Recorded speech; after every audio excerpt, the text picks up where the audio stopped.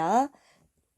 오늘 수업 내용은 2021년 고1 3월 모의고사 문제 중에서 문학 파트를 보도록 하겠습니다. 자, 우리 31번에 해당하는 페이지를 펴주시면 되겠고요. 자, 우리 첫 번째는 우리 김광균 시인의 성호부근이라는 시가 나오고 있습니다. 자, 일단 김광균 시인 같은 경우는요. 자, 김광균 시인은 우리 모더니즘 계열의 시인입니다. 특히 이미지즘이라고 해서 시각적인 표현을 굉장히 잘 사용하는 시인이에요.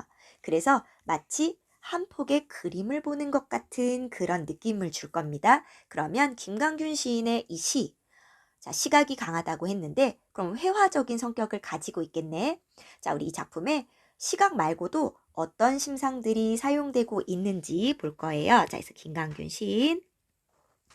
자, 이미지즘. 자, 회화적인 성격의 시를 쓴 사람이다. 라는 거. 자, 그러면요. 자, 제목이 성호부근인데 성호부근은 무슨 뜻이냐? 성은 별, 호는 호수. 자, 별이 비치는 호수 근처. 성호부근은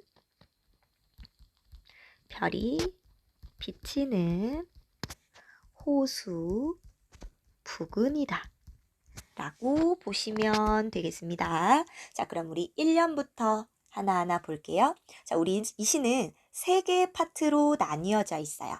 자, 그럼 첫 번째 파트부터 한번 봅시다. 좀 더 확대해 볼게요. 자, 우리 첫 번째 파트 보시면 양철로 만든 달이 하나 수면 위에 떨어지고 부서지는 얼음 소리가, 자, 호수에 얼음이 있네. 자, 그렇다면 계절은 겨울이죠. 자, 날카로운 호적같이 옷소매에 스며든다. 자, 지금 화자가 뭘 보고 있지? 호수에 비치는 달, 그리고 얼음의 소리. 자, 이런 것들을 보고 듣고 있습니다. 자, 그러면 일단 양철로 만든 달이라고 표현했는데, 자, 양철로 만든 달이 도대체 뭐냐? 자, 달을 양철로 만들어졌다. 양철 같다. 라고 얘기하는 거야. 달이 마치 양철로 된 것 같아. 자, 양철. 자, 금속성의 이미지. 우리 양철 알죠? 쇠색깔. 쇠색깔. 자, 그래서 금속성의 이미지를 사용해요. 자, 이렇게 달의 색깔이 쇠색깔. 차가운 느낌이 느껴져요? 자, 그래서 금속성의 이미지로 차가운 느낌, 겨울의 분위기를 만들어줍니다. 자, 양철로 만든 달, 바로 금속성의 이미지를 사용해서 자, 어떤 느낌? 자, 차가운 겨울의 분위기를 만들어주고 있다라는 거. 마치 달이 꽁꽁 얼어붙어 있는 듯한 느낌이 느껴지죠? 자, 그래서 우리 이 부분, 자, 거기다가 자, 수면 위에 떨어지고 부서지는 얼음 소리. 자, 어때요? 굉장히 차갑고 날카롭고 약간 메마른 듯한 그런 분위기를 만들어주고 있어요. 자, 그래서 우리 옆에다가 자, 1년에서 분위기는 자, 약간은 차갑고 그리고 얼음이 쨍쨍 갈라지는 소리. 자, 날카롭고 그리고 약간 메마른 듯한 자, 요런 느낌을 만들어주고 있습니다. 자, 그러면 계속 이어서 보면 자, 부서지는 얼음 소리가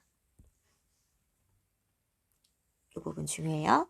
얼음 소리가 날카로운 호적같이 옷소매에 스며든다 하고 나왔습니다. 자, 그럼 여기 일단 보시면 자, 날카로운 호적같이 라는 표현이 나왔는데 날카로운 호적 같은 건 뭘까? 우리 호적은요. 태평소예요. 태평소. 악기 알죠? 호적은 태평소를 의미합니다. 근데 여기서는 휘파람 소리를 뜻한다고 해요.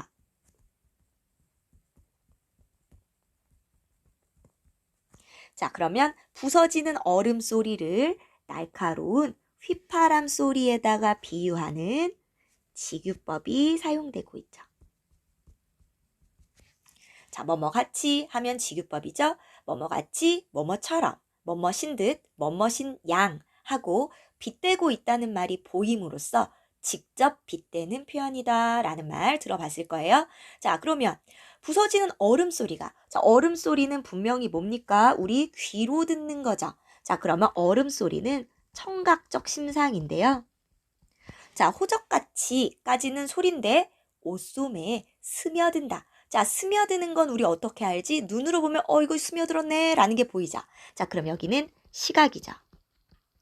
자, 그럼 뭡니까? 지금 얘기하려는 건 분명히 뭐였어요? 얼음 소리였어요. 근데 뭘로 바꿔줬어? 스며든다. 자, 뭐 소리로 보이는 걸로 바꿔줬지. 자, 얼음 소리. 원래 말하려는 건 소리, 청각인데 눈에 보이는 시각으로 바꿔주고 있습니다. 뭐예요? 공감각적 심상. 자, 공감각적 심상인데 청각의 시각화죠. 원래는 청각인데 자, 이것을 시각으로 바꿔서 표현한다. 청각의 시각화라고 이야기합니다. 자, 그러면 첫 번째 연, 1번 파트의 첫 번째 연은 뭐예요? 자, 차갑고 메마른 겨울의 호수. 자, 이 느낌을 만들어주고 있고요. 자, 두 번째 연으로 가면 해맑은 밤바람이 이마에 서리는 여울가 모래밭에 홀로 거닐면. 자, 지금 이 사람 뭐 하고 있어? 바로 겨울 호수에 홀로 거닐고 있어요. 자, 홀로 거니니까 약간 고독한 느낌이 느껴지나요? 다른 색으로 홀로. 지금 고독감입니다. 자, 고독하게. 자, 근데 뭐 때문에? 자, 해맑은 밤바람. 자, 굉장히 어두운 상황에서도 자, 메마르고 날카로운 상황에서 해맑은 밤바람이 이마에 서리면 자, 이 서리는 여울가 모래밭에 홀로 고독하게 거닐면 자, 노을에 빛나는 음모래같이 자, 역시 뭐뭐같이 지유법 쓰고 있죠? 음모래 같다. 시각적인 느낌이 느껴져요? 음모래 같다. 지유. 역시 시각적인 느낌 나고요. 호수는 한 폭이 화려한 꽃밭이 되고 자, 그럼 호수가 아까는 굉장히 약간 부정적인 느낌이었는데 한 포기에 화려한 꽃밭이 됐다라는 건 긍정적인 느낌으로 바뀌게 되죠. 자, 그러면 어때? 자, 지금 얼어붙은 호수에 이 메마른 곳에 나 홀로 고독하게 거닐고 있습니다. 자, 그때 호수가 뭐처럼 보여요? 어떤 달빛에 혹은 별빛에 반짝이면서 한 포기의 화려한 꽃밭처럼 보이게 되는 겁니다. 갑자기 화려하고 아름답게 바뀌게 되죠. 자, 그래서 우리 여기는 분위기가 한 포기 화려한 꽃밭이란 내용으로 바뀌게 돼요. 자, 이 밤바람을 맞으면서 갑자기 바뀌었죠. 자, 굉장히 반짝이는 호수의 모습.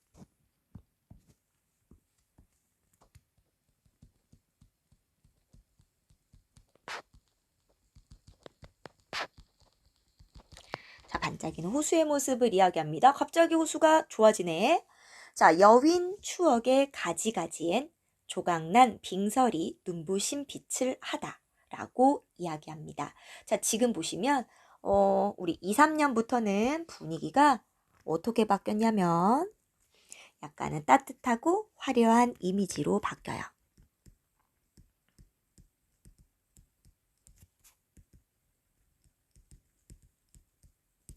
자, 보시면 자, 왜 노을에 빛나는 음모래 같이 호수가 화려한 한 포기의 화려한 꽃밭이 됐을까?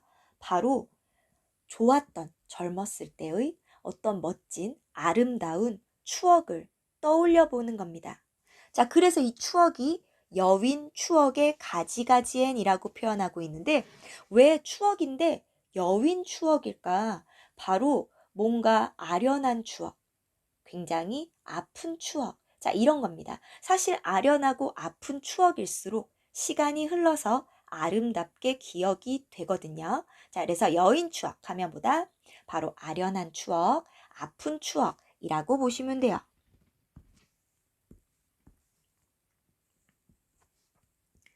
아련한 혹은 아픈 자, 추억의 가지가지엔이라는 표현이 나왔죠? 자, 우리 여기도 중요합니다. 여기도 다른 색깔로 표시해 볼까?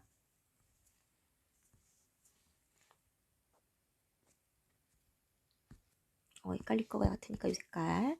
자, 추억의 여윈, 추억의 가지가지엔이라는 표현. 자, 이 표현이 왜 중요하냐? 바로 추억은 눈에 보이는 것이 아닙니다. 우리의 머릿속, 우리의 의식 안에 있는 거죠. 자, 이것을 가지가지라고 자, 눈에 보이는 것처럼 시각으로 바꿔줬어요. 자, 이렇게 눈에 보이지 않는 것까지 시각으로 바꾸는 자, 대단한 사람이죠. 자, 그럼 여인 추억의 가지가지엔 자, 그러면 이 부분은요. 시각을 다른 색으로 해도 구분이 될까? 시각을 아니죠? 시각으로 자 시각으로 자 뭐를 눈에 보이지 않는 의식을 자 의식의 색깔 차이가 별로 없네요. 자 의식의 시각화야. 자 의식은 눈에 보이지 않는 우리 마음속입니다. 자 그럼 이거 다시 말하면 추상적 관념의 구체화라고도 볼 수 있어요.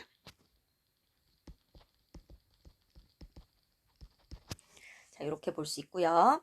자, 조각난 빙설이 조각난 빙설은 뭘까? 자, 얼음이나 눈 조각이 흩어진 것처럼 자, 바로 여윈 추억의 가지가지엔 뭐가 있어?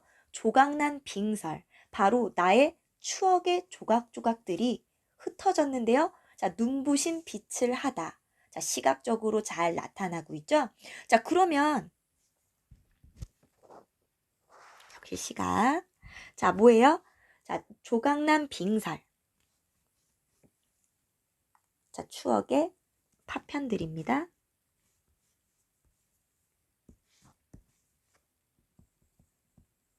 추억이 파편처럼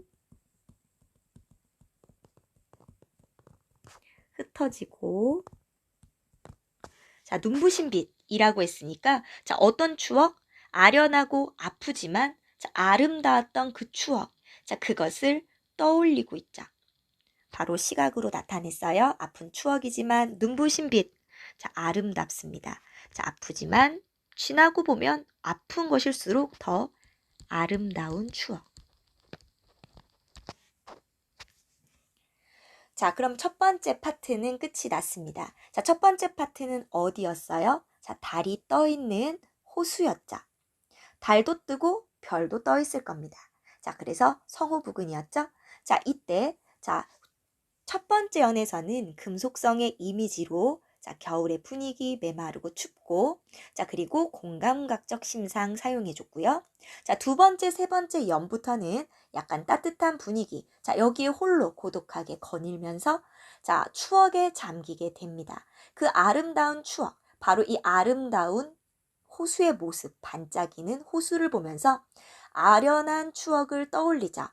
자, 여윈 추억. 그래서 아픈 추억이다. 아련한 추억이다 라는 것을 보여줬고 자 이것을 가지가지라고 해서 눈에 보이는 것처럼 표현했고 내 추억들이 조각조각 흩어져서 빙설처럼 흩어져서 눈부신 빛을 하다. 자 아프지만 아름다운 그 추억이라는 이야기. 자, 두 번째 파트로 넘어가면 공간적 배경이 바뀝니다. 자, 우리 이 시는 공간적 배경의 이동에 따라 공간이 바뀌면서 혹은 시선이 이동하면서 시상이 전개된다라고 보시면 돼요. 일단 첫 번째는 호수였죠.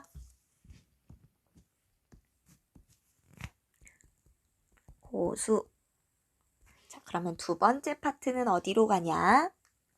자, 낡은 고향의 허리띠같이 강물은 길게 얼어붙고 차창에 서리는 황혼 저 멀리. 자, 그러면 자, 지금 차창에라고 했으니까 이 사람 기차 안에 있습니다. 자, 기차 속에서 바깥의 풍경을 바라보고 있어요. 자, 그래서 호수를 바라봤고 기차 속에서 바깥 풍경을 바라봅니다.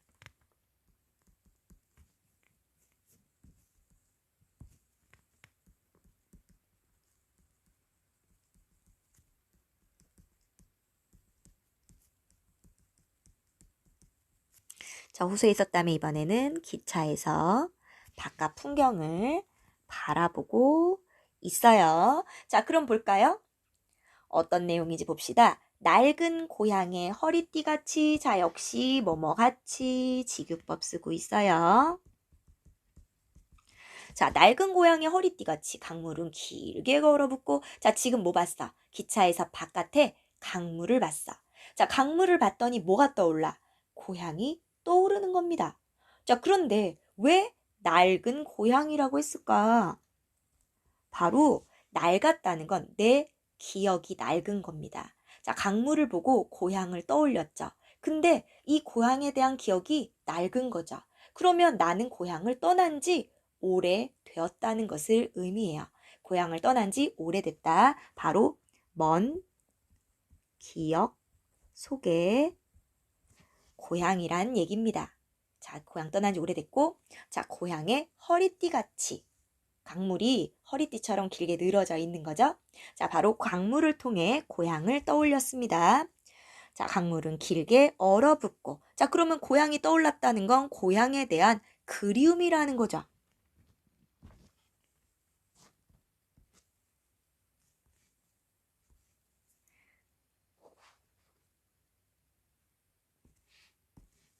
고향, 그리움.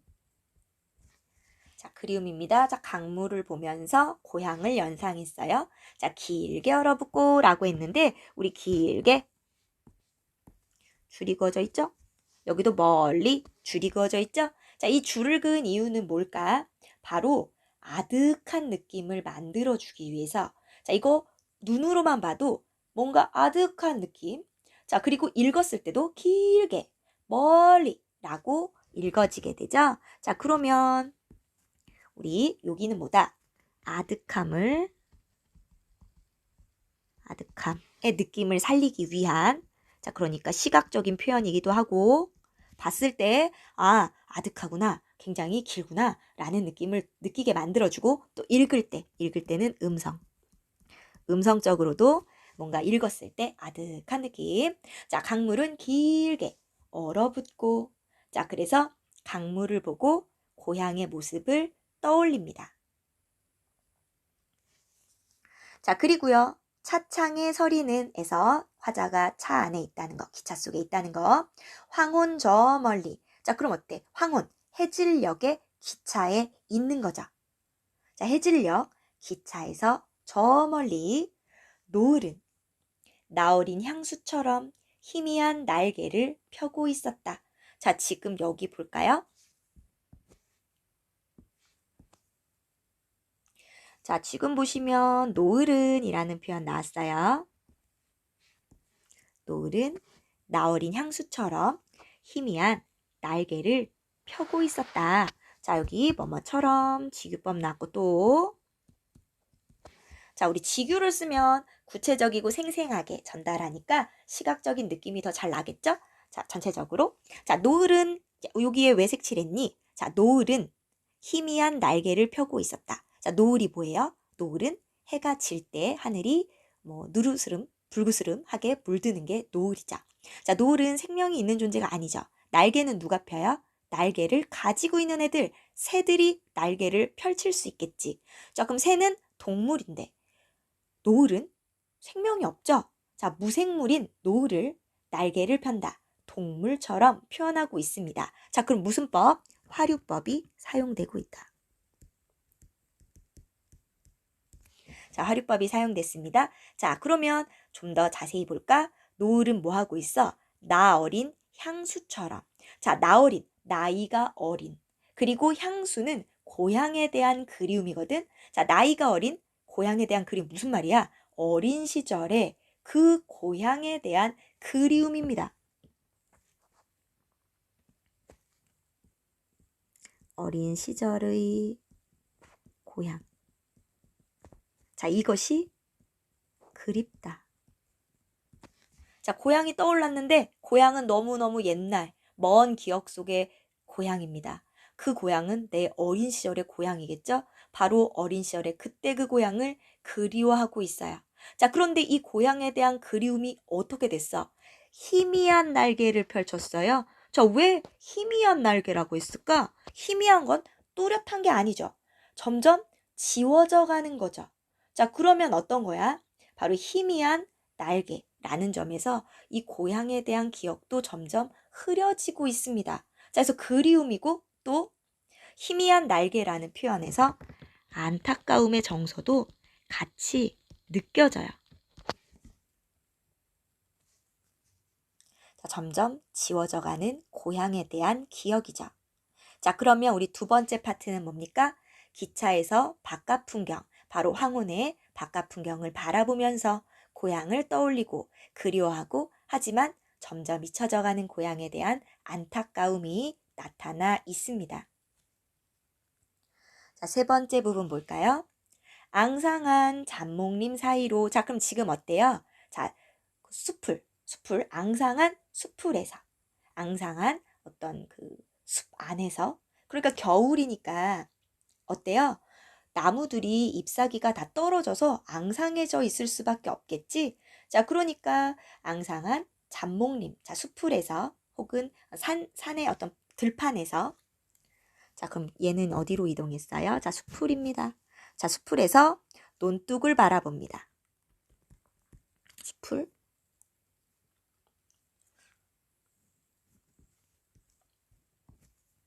잡목림 사이라고 했으니까 잡목림 사이에 있다고 할게요. 뭐 여기 있는 대로.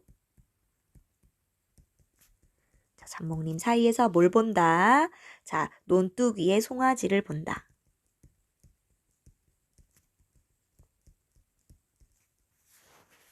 자, 바로 자, 공간이 바뀌고 바라보는 대상, 시선도 바뀌면서 시상이 전개되죠.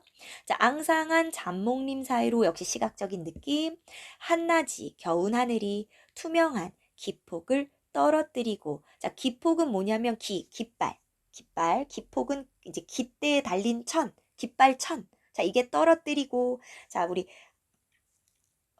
한낮이 겨운 그런 낮에 하늘의 모습이 나타나고 있고요. 자, 푸른 옷을 입은 송아지가 한 마리. 자, 겨울이니까 혹시 뉴스나 TV에서 본 적 있어요? 송아지 옷 입혀 놉니다. 추울 때. 푸른 옷을 입은 송아지가 한 마리. 자, 시각적으로 조그만 그림자를 바람에 나부끼며 서글픈 얼굴을 하고 논둑 위에 서 있다. 자, 그러면 왜 서글픈 얼굴을 하고 있을까? 지금 내가 서글프니까 얘 얼굴이 서글퍼 보이겠죠? 자, 우리 화자의 정서가 지금 서글픈 겁니다. 자, 그러면 감정이입이라고도 볼 수 있고, 자, 서글픈 건 화자다라는 것을 아시면 되겠어요. 자, 그러면 32번에 보기를 보시면 가는 숫자로 구별된 3개의 장면으로 구성되어 있어요. 각 장면에서는 다양한 이미지를 통해 자, 다양한 심상들이 나타났었죠? 겨울 호수와 그 부근의 풍경이 형상화되고, 자, 지금 뭘 봤습니까? 호수, 그리고 기차 안에서의 바깥 풍경, 잡목림 사이에서 송아지. 자, 이 과정에서 어떤 정서? 애상적인 정서가 환기된다. 그래서 전체적으로 정서, 애상적 뭐예요? 슬프다. 그래서 우리 아까 송아지 얼굴도 서글프다 라고 이야기했었죠? 자, 그러면 다음 시, 나시를 보겠습니다. 나시는 이성선 시인의 논두렁에 서서라는 작품이에요. 자, 볼까? 갈아놓은 논고랑에 고인 물을 본다. 바로 시적 상황이죠.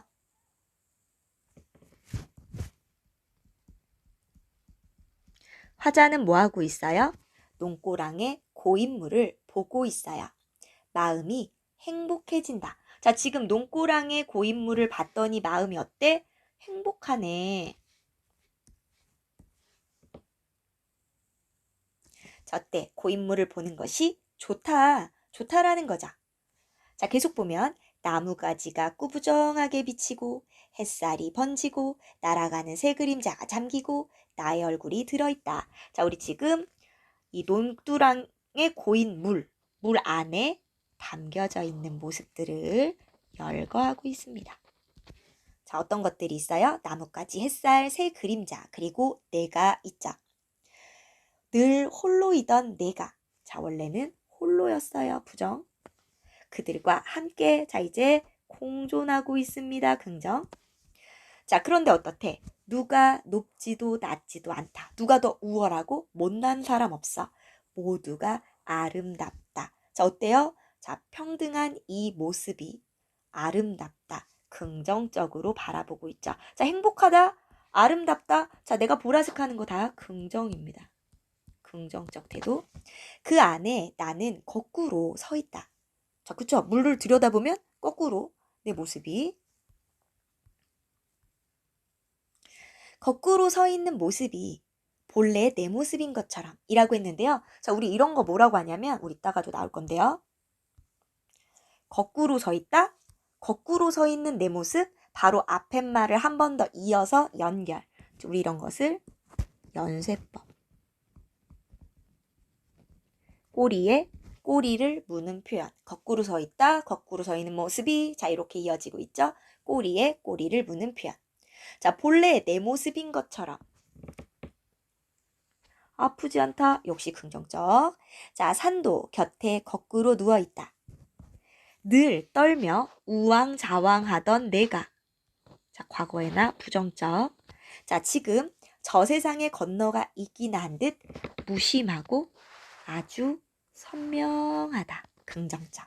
자, 지금 나에 대한 인식. 나는 어땠어? 늘 홀로였고 늘 떨었고 늘 우왕좌왕했는데 이제는 무심하고 아주 선명한 태도로 바뀌고 있죠. 바로 나에 대한 인식이 변화했다라는 것을 보여주고 있습니다. 자, 그러면 문제로 한번 가볼까요? 가와 나에 대한 설명으로 가장 적절한 것은? 자, 그러면 가와 나는 음성상징어를 사용하여 자, 우리 음성상징어라는 말이 나왔는데 음성상징어는 의성어, 소리를 나타내는 말, 뭐 쾅쾅 이런 거 있죠? 자, 그 다음에 의태어, 모양을 흉내내는 말, 헐헐, 너훌 이런 애들이 모양을 흉내내는 말입니다. 자, 이런 것이 음성상징어라고 부르는데요. 자, 우리 사실 이 시들에서는 특별히 음성상징어가 나오지 않았습니다. 자, 그러면 다음 2번.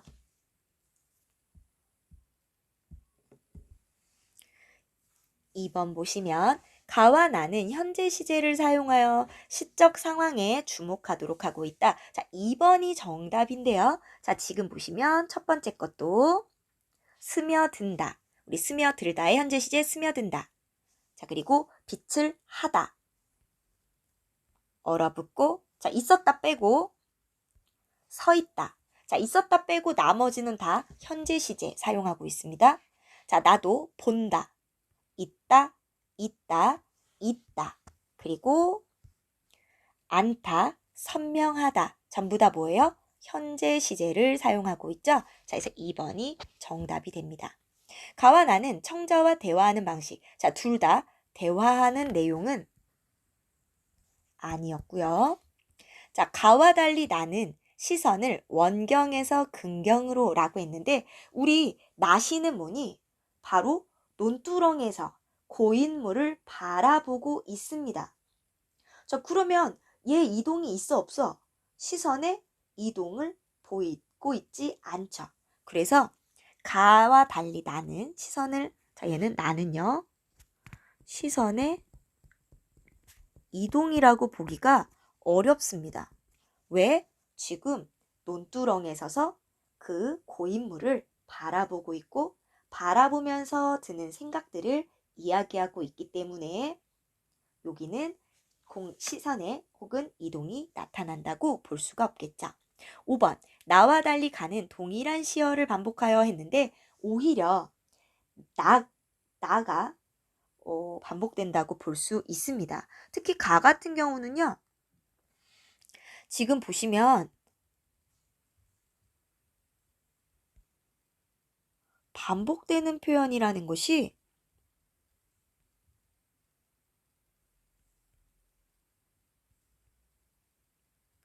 여기 노을하고 어디예요? 하나, 둘, 두 번째 연의 노을 그리고 셋, 넷, 다섯 번째 연의 노을.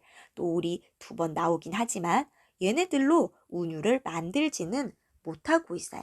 그래서 동일한 시어를 반복해서 운율을 만들었다.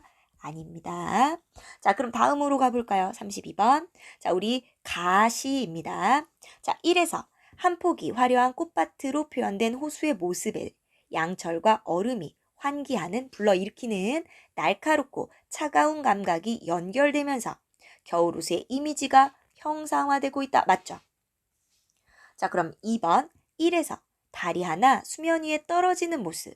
자, 이 날카롭고 차갑고 메마른 이 느낌이 홀로 거니는 모습이랑 연결되면 당연히 어떤 느낌? 쓸쓸한 정서도 같이 이어지겠죠. 고독하고 쓸쓸해요. 자, 이에 강물과 노을은 낡은 고향과 향수의 이미지로 연결되면서 자, 고향을 그리워한다 라고 했습니다.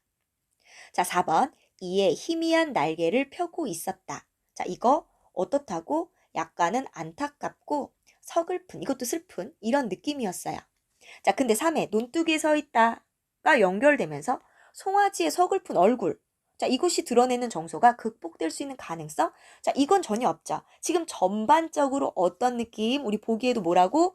애상적 정서가 불러 일으켜진다라고 했습니다. 자, 그러니까 이 애상적 정서가 극복된다는 말은 없죠.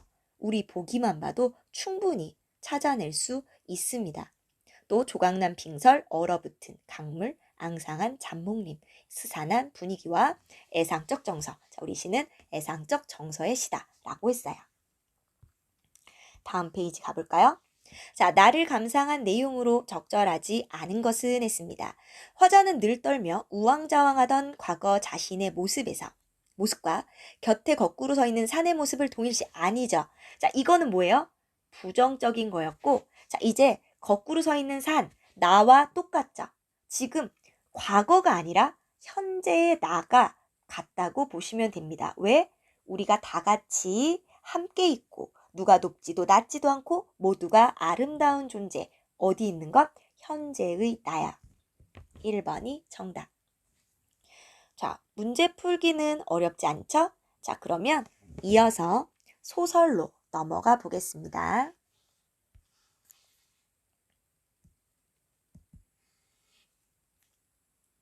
자, 지금 도도한 생활이라는 소설입니다. 자, 우리 이 소설, 낯선 소설이 나오면 본문의 문제에서 보기가 이렇게 나오면 보기를 먼저 읽고 문제를 푸시면 훨씬 수월하게 풀 수 있습니다. 특히 모의고사를 풀 때는 시간이 굉장히 중요하죠.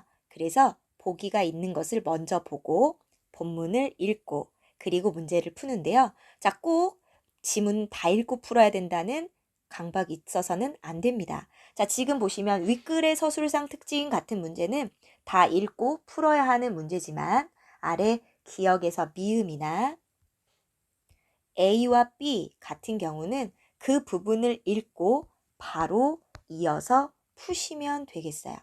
자, 그러면 우리 제목은 도도한 생활입니다. 자, 이 도도한 생활이라는 이 제목은 진짜 말 그대로 도도하게 살고 싶다라는 소망을 나타내 주기도 하고요.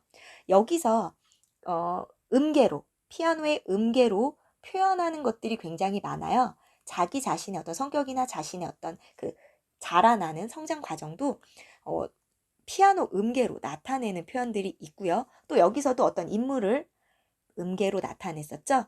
그러니까 도자리밖에 안 되는 도도한 생활, 도에서 계속 도를 반복하는, 그러니까 더 나은 삶으로 나아가지 못하고 있는 자신의 모습 혹은 자신의 삶을 나타내주는 제목입니다. 자, 2가지 의미. 하나는 도도한 생활을 꿈꾸는 인물의 모습을 나타내주고, 하지만 2번째, 결국 도에서 도밖에 안 되는 그런 생활이라는 것이 나타나고 있습니다.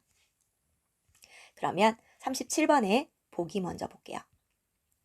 자, 보기를 참고해서 윗글을 감상한 내용으로 적절하지 않은 것은 했습니다. 자, 일단 보기를 먼저 보고 본문을 보면 이해를 도와줍니다.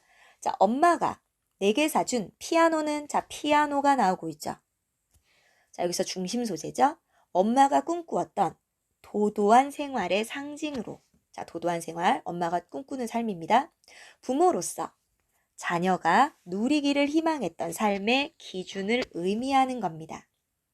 나는 성년이 되면서 엄마가 애써 마련해준 환경에서 벗어나 새로운 환경에 직면하게 되는데 이 환경은 나의 욕구를 제한하고 지금까지 나가 살아왔던 환경을 재평가하도록 한다. 자, 뭐냐면 이제 반지 하방으로 이사를 가면서 나의 욕구, 피아노를 치지 못하게 되죠. 자, 지금까지 나가 살았던 환경도 역시 재평가됩니다. 윗글은 이러한 과정에서 인물이 겪는 각성 깨달음의 순간을 포착하고 있다. 자, 그럼 피아노의 의미도 알았으니까 본문으로 가볼까요?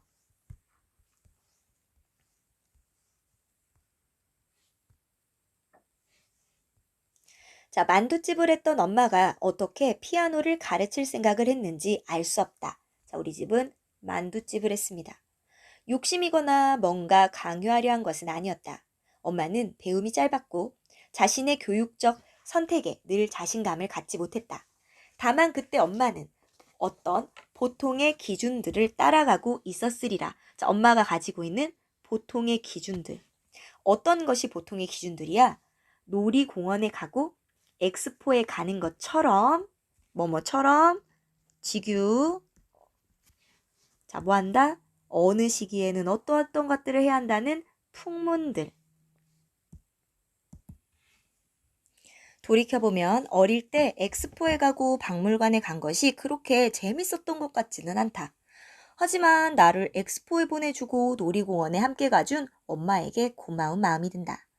누구나 겪는 평범한 유년의 프로그램 중 하나였을 뿐이지만 그러니까 엄마가 해주는 건 누구나 겪는 평범한 유년의 프로그램을 해줘야 한다는 거야. 자, 무지한 눈으로 시대의 풍문들의 고개를 끄덕였을, 김밥을 싸고 관광버스에 올랐을 엄마의 피로한 얼굴이 떠오르는 까닭이다. 자, 엄마는 힘들어도 얘네한테 보통의 기준을 따라가서 해주고 싶었단 말이야. 이따금 내가 회전목마 위에서 비명을 지르는 동안 한 손으로 얼굴을 가린 채 벤치에 누워있던 엄마의 모습이 떠오르곤 한다. 자, 지금 내가 떠오르는 엄마의 모습. 너무 힘들고 지친 엄마의 모습이죠.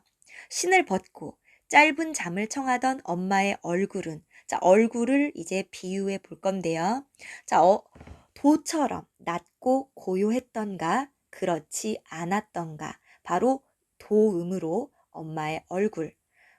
힘들어도 가난하지만 그럼에도 불구하고 보통의 아이들처럼 그런 어떤 교육이나 이런 것들을 시키고 싶었던 엄마의 모습 굉장히 힘들었죠. 자, 엄마를 따라하느라 피아노 의자 위에 누워있던 나를 보고, 자, 피아노 하고 다닐 때 피아노 의자 길쭉하죠? 거기 누워있던 나를 보고 선생님은 라처럼 놀랐던가. 자, 피아노 음계로 나타냅니다.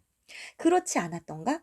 일과 중 가장 중요한 일이 엄마 100원만인 줄 알았던 때이긴 했지만 어렸었는데 나는 핸델이 없는 핸델의 방에서 음악을 했고 우리 피아노 배워봤나요? 피아노 보면 피아노 방마다 음악가 이름이 써 있습니다. 그래서 피아노 선생님이 번호를 매겨주고 수첩 같은 데다가 1번부터 10번을 매겨줘요. 그럼 그 방에 들어가서 한 번 칠 때마다 동그라미를 치고 나오죠. 자, 바로 그런 얘기입니다. 엄마는 베토벤같이, 자, 그러면 베토벤같이 풀린 파마 머리를 한 채 귀머거리처럼, 자, 계속 지규를 사용하고 있죠. 만두를 빚었다. 자, 왜? 바로 나의 음악을 시켜주기 위해서 엄마는 열심히 합니다. 열심히. 자, 왜 열심히 하고 있는 건가요? 바로 엄마가 꿈꾸는 삶. 엄마는 아까 우리 보기에서 뭘 꿈꾼다고 그랬지? 자, 도도한 생활을 꿈꿨다라고 했죠. 바로 도도한 생활을 위해서 엄마는 힘들게 만두를 빚고 있습니다. 자, 지금 이 소설 나가 등장하고 있고 여기까지는 엄마의 모습이나 엄마에 대한 기억에 대해서 이야기하고 있죠.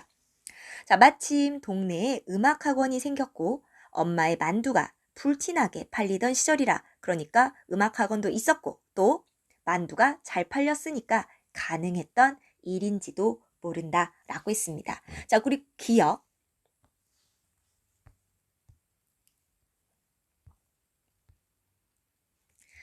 자, 기억은 추측과 짐작을 드러내는 표현을 사용하여 현재의 시각에서 아마 그때 음악학원이 생겼고 엄마의 만두가 잘 팔렸으니까 가능했던 일인지도 모르겠다. 자, 지금 뭐야? 지금 생각하는 거야. 그때는 어려서 이런 생각도 없었을 거야. 자, 그래서 맞습니다. 자, 니은으로 갈까요? 자, 엄마는 내게 피아노를 사줬다. 자, 우리 피아노. 아까 뭐라고? 엄마가 추구하는 도도한 생활을 상징적으로 보여준다 라고 얘기했죠? 읍내서부터 먼지길을 달려온 파란 트럭이 집 앞에 섰을 때 엄마가 무척 기뻐했던 기억이 난다. 자, 계속해서 내가 엄마에 대한 이야기를 하고 있습니다. 세탁기도 냉장고도 아닌 피아노라니. 어쩐지 우리 삶의 질이 한 뼘쯤 세련돼진 것 같았다. 자, 피아노는 무엇을 의미해요? 자, 우리의 삶의 질이 뭔가 세련돼진 것 같게 느껴지게 만들어줍니다. 피아노는 노릇한 원목으로 돼 학원에 있는 어떤 것보다 좋아 보였다. 원목 위에 양각은 이렇게 튀어나오게 조각된 우아한 넝쿨무늬, 은은한 광택의 금속 페달, 건반 위에 깔린 레드 카펫은, 자, 건반 위에 빨간 천 깔려 있는 거 알죠? 또 얼마나 선정적인 빛깔이었던지. 자, 그러면 우리 니은 문제 보러 가볼까요?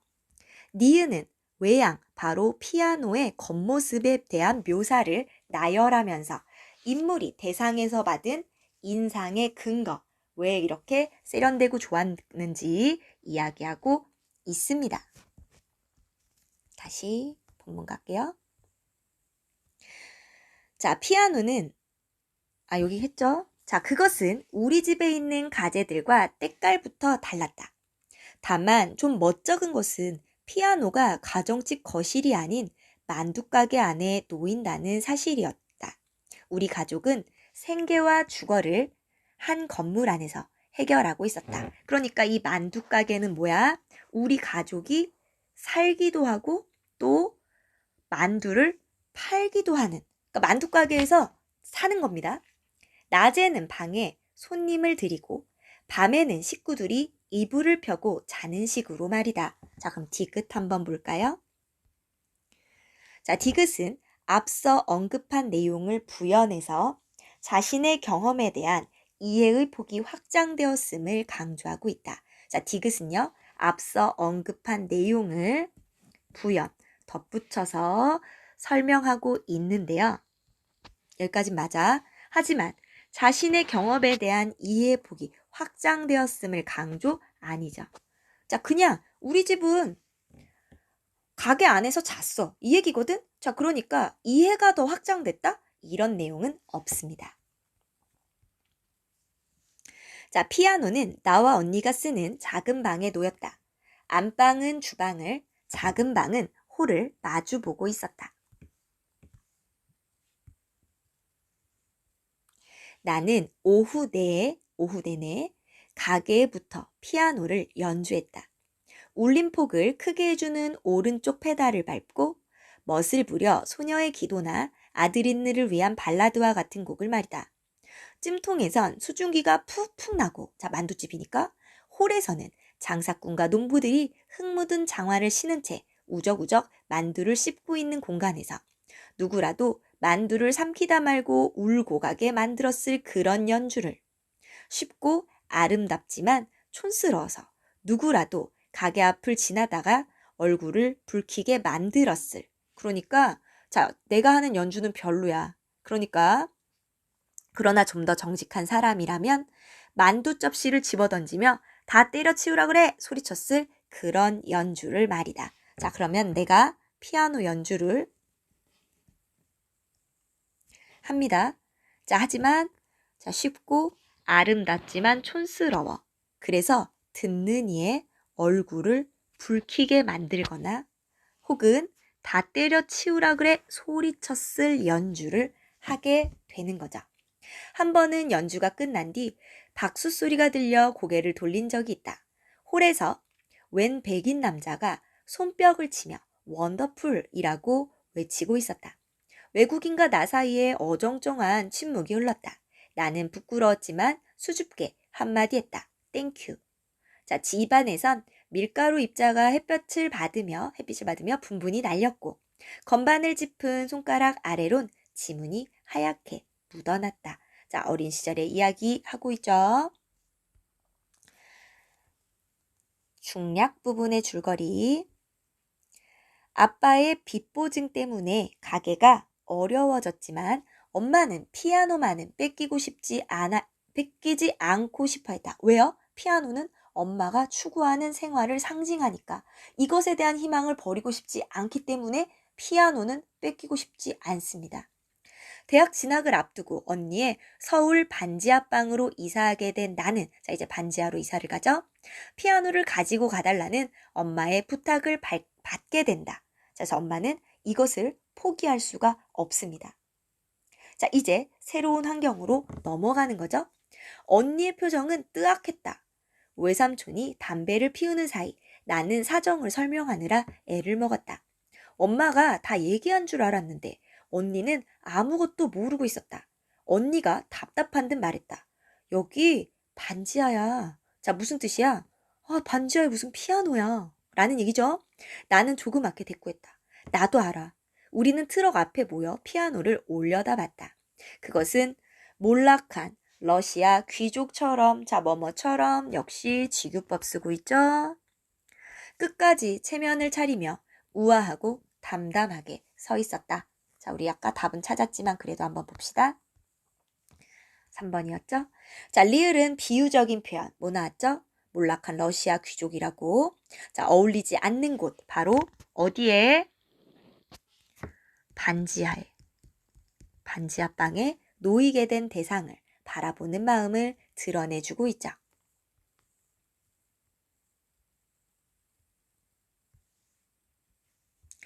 자, 외삼촌의 트럭은 길 한가운데를 막고 있었다. 우리는 서둘러 목장갑을 꼈다.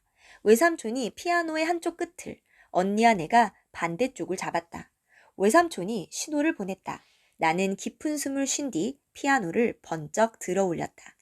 1980년대산 피아노가, 자, 80년대에 만들어진 피아노가 잠시 세기말 도시의 하늘 위로 비상했다. 자, 들어 올려진 거지? 자, 시대적 배경은 세기말이네.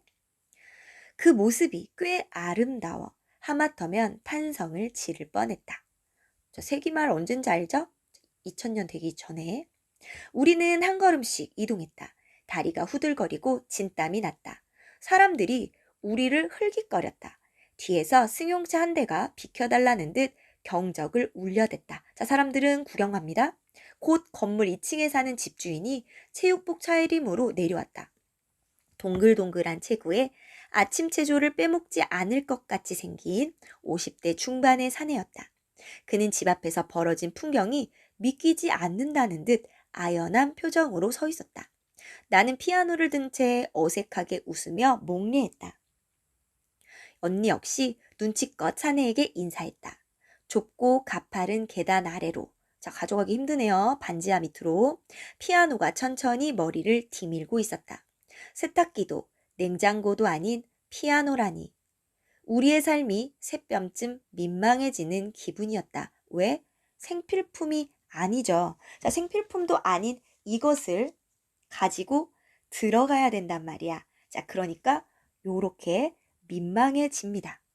자, 우리 아까 우리의 삶의 질이 한 뼘쯤 세련돼진 것 같았죠? 자, 이번엔 어때요? 우리의 삶이, 자, 우리 피아노. 여기 똑같은 표현 나왔어요. 세탁기도 냉장고도 아닌 피아노라니. 자, 역시 세탁기도 냉장고도 아닌 피아노라니. 자, 이번에는 우리의 삶이 새뼘쯤 민망해지는 기분이었다. 자, 바로 어떻습니까? 바로 반지하로 이사 가면서 피아노를 가지고 간다는 게 약간 민망한 기분이었어. 갑자기 쿵 하는 소리가 났다. 외삼촌이 피아노를 놓친 모양이었다. 우당탕탕 피아노가 계단을 미끄러져 나갔다. 언니와 나는 다급하게 피아노 다리를 붙잡았다. 윙하는 공명감 사이로 악기 속 여러 개의 시간이 뭉개지는 소리가 났다. 피아노 넝쿨무늬가 고장난 스프링처럼 흔들리고 있는 모습이 보였다. 우리 피아노 겉에 양각으로 넝쿨무늬가 새겨져 있었다고 했어요. 자, 그런데 이게 튀어나왔대. 충격 때문에 몸에서 떨어져 나간 모양이었다. 그제야 나는 내가 오랫동안 양각된 거라 믿어온 문양이, 그 넝쿨무늬가 사실은 본드로 붙여져 있었던 것이라는 걸 깨달았다. 자, 여기 우리 나중에 설명에도 나오지만 조각으로 굳게 만들어져 있었던 문양이 사실은 본드였어. 그러니까 굳건하지 않은 거야. 이 내가 믿어왔던 이 환경은 충분히 바뀔 수 있는 거야 라는 것을 보여줍니다. 우리는 외삼촌의 안색을 살폈다. 외삼촌은 괜찮다는 신호를 보낸 뒤 다시 계단을 내려갔다.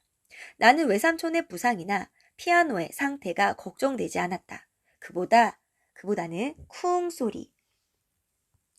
내가 처음 도착한 도시에 울려 퍼지는 그 사실적이고 커다랗고 노골적인 소리에 얼굴이 붉어졌다. 자, 지금 왜 얼굴이 붉어졌죠? 바로 이 소리 때문에.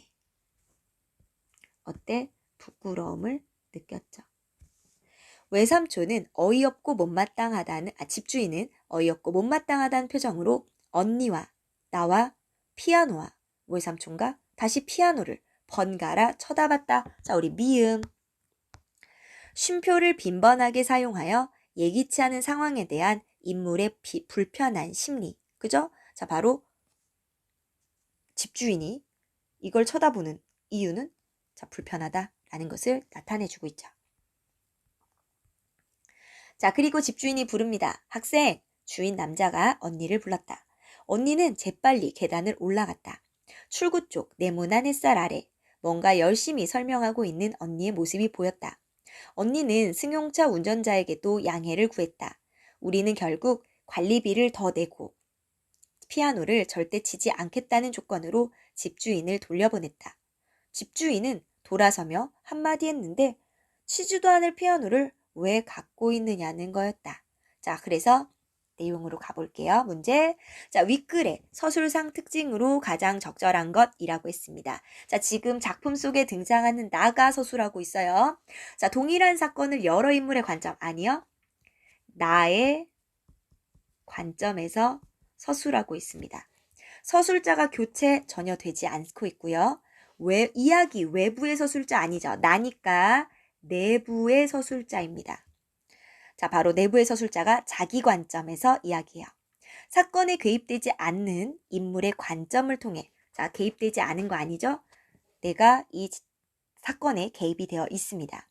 이야기 내부의 서술자 바로 나가, 자, 인물의 행위 바로 나뿐 아니라 엄마나 혹은 집주인이나 이런 인물들의 행위를 묘사하면서 또 자신의 내면도 역시 마찬가지로 드러내주는 모습을 보여주고 있습니다.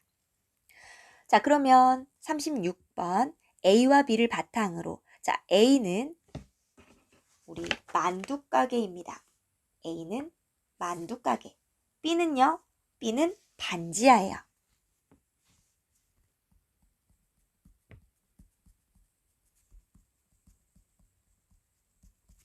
자, 그러면 파란 트럭에 의해 만두가게로 옮겨져서 엄마를 기쁘게 했던 피아노는 외삼촌의 트럭에 의해 반지하로 옮겨지면서 언니를 당황하게 했고 내가 이것을 한참 설명했다고 했죠. 자, 2번 반지하에서 나는 손뼉을 치는 사람이 부끄러워하는 모습을 발견하고 있고, 자, 아니죠. 자, 우리 만두가게에선 어땠어? 자, 얼굴을 붉히는 사람도 있었고 때려치라고 소리치를 만한 그런 연주를 하기도 했고 외국인이 잘한다고 박수를 쳐주기도 했어. 그러니까 손뼉을 치는 사람이 부끄러워하는, 아니죠. 자, B에서는 나를 흘낏거리는 시선에서 부끄러움을 느끼고 있다. 이건 맞아요. 2번이 틀렸습니다. A는 우리 가족이 생계와 주거를 모두 해결해야 하는 만두가게. 반지하는 나와 언니가 좁고 가파른 계단을 오르내리며 살아야 하고요. 만두가게에서는 나가 누구라도 얼굴을 붉히게 만들었을 연주를 했던 피아노가 반지하로 옮겨질 때 쿵 하는 소리로 내 얼굴을 붉게 만들었죠. 5번 만두가게에서 피아노에 대한 반가움, 세탁기도 냉장고도 아닌 피아노라니. 자, 삶의 질이 한 뼘 올라갔죠. 근데 반지하로 옮겨지면서 세탁기도 냉장고도 아닌 피아노라니. 자, 새변 민망해집니다. 자, 그러니까 무한함을 드러냈다. 맞죠? 자, 그러면 우리 37번. 자, 놀이공원에 가고 엑스포에 가는 것과 같은 평범한 유년의 프로그램은 엄마가 자녀에게 마련해주고 싶었던 삶의 환경의 일부입니다. 자, 엄마가 베토벤같이 풀린 파마머리를 한 채 귀머거리처럼 만두를 빚는 것은 바로 피아노가 상징하는 도도한 삶에 가까워지기 위한 엄마의 수고라는 것. 자, 한 뼘쯤 세련돼진 기분을 주던 피아노는 반지하로 옮겨가면서 세 뼘쯤 민망해지는 기분을 느끼게 해요. 뭐가 바뀌었다고? 환경이 바뀌어서. 4번, 피아노가 잠시 세기말 도시의 하늘 위로 비상 날아오르는 모습에서 나는 자신의 욕구를 제한해온 환경이 변하고 있음을 확인하게 되는군. 자, 우리 피아노가 비상하는 모습에서가 아니고, 자, 지금 뭡니까? 새로운 환경은 나의 욕구를 제한하게 만들어줍니다. 제한해 온 환경이 변하는 게 아니라 제한하게끔 바뀌는 거예요. 4번이 틀렸습니다. 자, 5번. 오랫동안 양각된 거라 조각이라고 믿어왔는데 본드로 붙여진 거야. 그럼 쉽게 뜯어지겠네? 그러니까 엄마가 마련해준 피아노, 엄마가 마련해준 이 환경, 자, 견고하지 못하다라는 것을 보여주고 있죠. 자, 그러면 우리 다음 38번 지문부터는 다음 영상에서 보도록 하겠습니다. 자, 그러면 수고 많으셨어요.